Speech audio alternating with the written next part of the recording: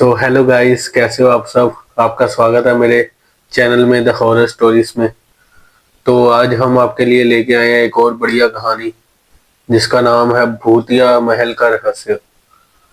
तो हम आपके लिए आज काफ़ी देर से ढूंढ रहे थे और ये हमें लगा कि बहुत ही बढ़िया इंटरेस्टिंग होगी स्टोरी, तो आपके लिए लेके आए हैं। तो चलिए शुरू करते हैं। तो कहानी कुछ ऐसी है। एक जगह पे था महल था। महल में एक परिवार रहता था। काफी अमीर था परिवार। और उसका परिवार का जो मतलब मेन आदमी था, ओनर था, उसका नाम था रणवीर सिंह। तो रणवीर सिंह की फैमिली थी, साथ में उसकी एक बीवी थी, एक लड़की थी जिसका नाम था रवीना। तो वो ना काफी रूड किस्म का इंसान था, जैसे कि बहुत ही गुस्से वाला था कि यहाँ असूली था, असूल थे बड़े उसके। तो वो काफी गुस्सा करता था बात बात पे कि ऐसे नहीं करना, वैसे नहीं करना। और उसकी फैमिली भी बहुत परेशान थी उससे। थी रवीना, उसको ना एक गरीब परिवार के लड़के से प्रेम हो जाता है। जैसे वो लव स्टोरी शुरू हुई तो उसकी गरीब परिवार के बेटे से प्रेम हो गया उसको। तो वो उसको बिल्कुल ही पसंद नहीं आया। उसको उसके बाप को, जो रणवीर सिंह था, उसको पता चल गया। उसको बिल्कुल भी पसंद नहीं आया ये रिश्ता। तो उसने ऐसा किया, रवीना को जो था अपने बेसमेंट में जो कोठरी थी, काल कोठरी मतलब टाइप स्टोर टाइप होता जो, उसमें उसको बंद कर दिया बेसमेंट में। वो बेचारी रोती रही कि ये रो रो के बेचारी वहीं पे रही। ना उसको खाना अच्छे से मिलता था तो ना उसको कुछ और। तो इधर उसको बेसमेंट में बंद कर दिया। और जो उसका मतलब प्रेमी था, तो उसको भी बेचारे को मारा, काफी मारा उसको बेचारे को। उसके मतलब खून खान निकाला काफी। तो भी बेचारा अधमरा हो गया। बट वो गरीब था, उसके पास दवाई के भी इतने पैसे नहीं थे।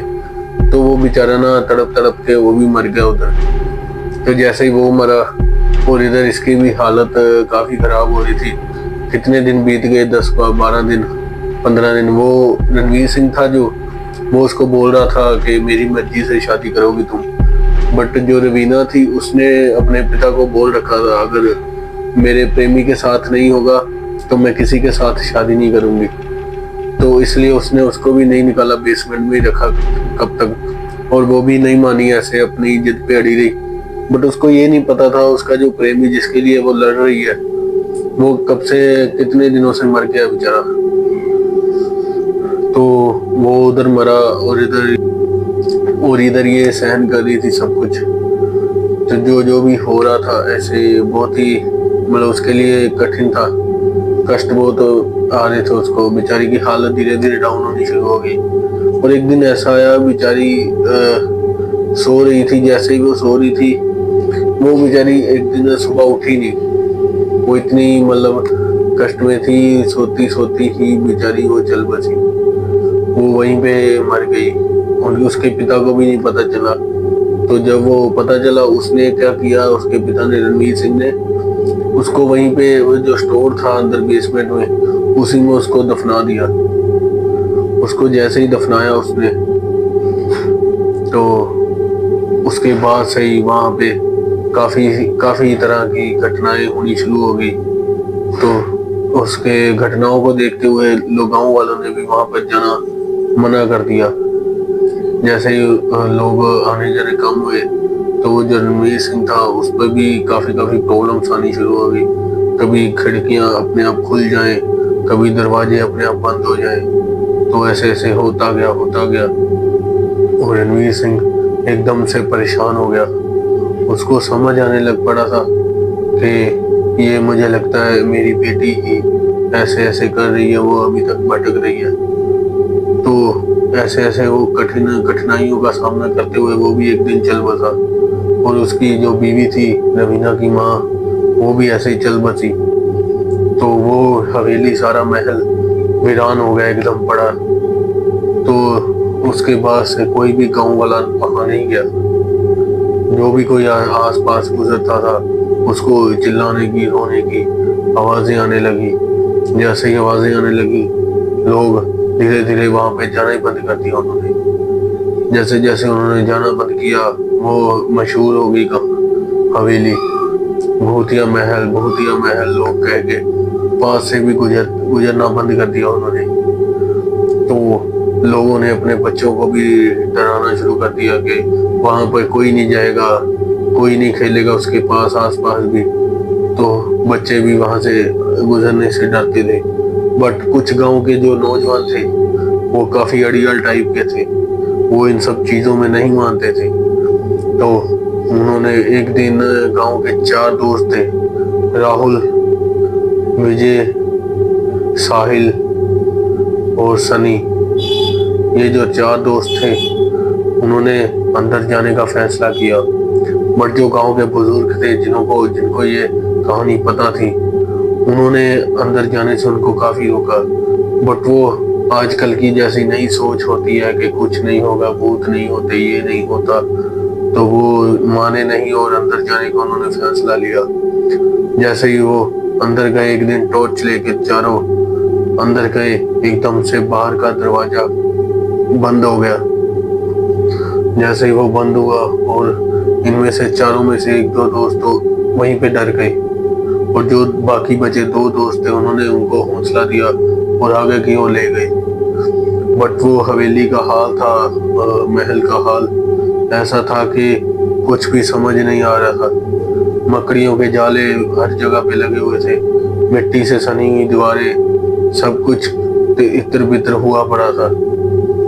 तो वो जैसे ही अंदर छानबीन कर रहे थे भी क्या क्या है, कौन कौन है, क्या क्या कैसे कैसे पड़ा, और ये ऐसे ऐसे चलते चलते एक टाइम पे वहां पहुंचे जहाँ पे रवीना की लाश को गाड़ा गया था। और वो क्या था, वो बेसमेंट। और बेसमेंट में जब वो पहुंचे और इनको आवाजें आने लग पड़ी, चीखने चिल्लाने की, और इनके पैरों तले से जमीन खिसक गई। और जैसे ही वो जो 2 थे, सनी और राहुल थे, उन्होंने एक जगह पे टॉर्च मारी और वहां पे उनको एक सफेद साड़ी पहने हुए औरत दिखी। और जो औरत थी वो एकदम आंखें उसकी लाल थी हुई पड़ी, और वो गुस्से से उनकी तरफ देख रही थी। और जैसे ही वो देख रही थी, इनके पैरों तले जमीन खिसक गई थी भैया। ये तो कांपने लग गए कि ये हम कहाँ फंस गए, हमने यहाँ आने का फैसला बहुत गलत लिया है। और जैसे ही वो बाहर भागने लगे, उसका दरवाजा बेसमेंट का बंद हो गया। और जैसे ही वो कुछ भी करना शुरू करते, वो उनके पास आई और उनको एकदम से हवा में उड़ा दिया और हवा में टांग दिया उनको, जैसे ऊपर हवा में ही रोक दिया उनको कि जमीन थी नहीं उनके पैरों के नीचे। जैसे ही उनको ऐसा किया, वो बेचारे हक्के बक्के रह गए कि ये क्या हो गया भैया। जैसे ही वो हुआ सारा कुछ, और जो रवीना थी वो भी जोर जोर से पहले हंसने लग पड़ी और उनको बोली कि आप लोगों ने यहाँ पे आके बहुत बड़ी गलती कर दी है, अभी आपको कोई नहीं बचा सकता मेरे से। बट वो जो चारों थे वो बेचारे रोने लग गए कि हमें ये छोड़ दो, हमें यहाँ से जाने दो, हम यहाँ पे कभी नहीं आएंगे। बट हुआ कुछ ऐसा, उनको रोता देख के जो रवीना थी वो भी वहां पे रोने लग पड़ी। वो एकदम से परेशान हो गए चारों के, ये क्या हो गया भैया, यहाँ तो हम रो रहे थे अपनी जान बचाने के लिए, और ये खुद जो भूतनी थी वो खुद रोने लग पड़ी, ये क्या हो गया। बट जो रवीना थी उसको रोते रोते उसने बोला कि मुझे प्लीज इंसाफ दिला दो, मेरे पिताजी ने मुझे मार दिया था और मेरे प्रेमी को भी मार दिया, तो मुझे इंसाफ दिला दीजिए, मुझे मुक्ति दिला दीजिए।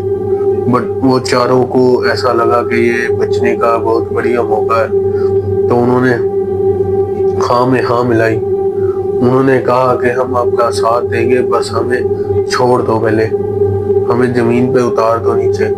उसने उसी टाइम नीचे उतारा और उनको सब कुछ बताया कि मेरी जो लाश थी वो इसी बेसमेंट में गड़ी हुई है।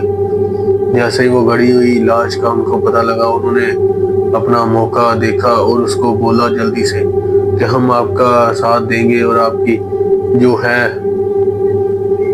आत्मा को हम मुक्ति दिलाएंगे।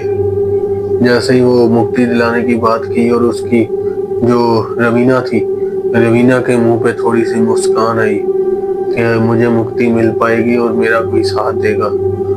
तो जैसे ही वो चारों निकले वहां से भागे, एकदम से दरवाजा खुला और वो चारों एकदम से बाहर भागे। जैसे ही वो बाहर भागे तो जो वो बेसमेंट का दरवाजा खुला था उससे बाहर निकलते ही वो घर के दरवाजे तक एकदम से पता नहीं कैसे पहुंच गए।